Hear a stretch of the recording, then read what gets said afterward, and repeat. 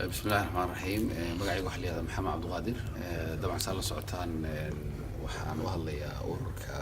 Somali Organization for Human Rights and Integration ururka u dooda xuquuqda Soomaalida guud ahaan gaar ahaan kuwa Norway ku nool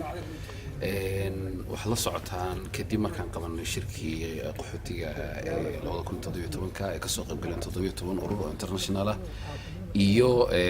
afar xisbi oo wadankan ugu waaweyn oo midigta iyo bidixda ah waxa ka soo baxay inta kadib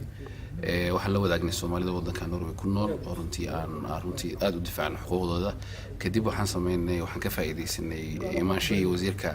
dastuurka dowladda federaalka Xoosh iyo safiirka AU u fadhiya Cali Fiqi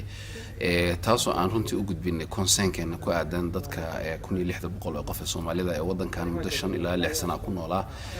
yimidna wadankan 2012 ilaa 2014 inta u dhaxaysay gaarayna mataqaana waqtigii deganaanshaha joogtada ah ee wadankan ku joogi lahaayeen muddo 2 sano ilaa 3 sano laga hayo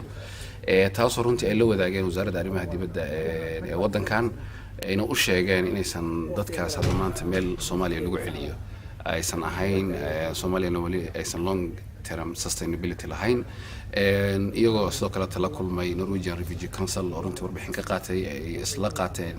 fikradaasna isla taageereen aad baan uga mahadcelinayaa dowladda Soomaaliya runtii taageerada iyo wanaagga sidoo kale waxaan rabaa aad inaan ugu mahadceliyo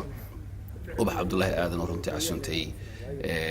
casuntay mataqaana tiimkaas casuntay aad baan mahadsantihiin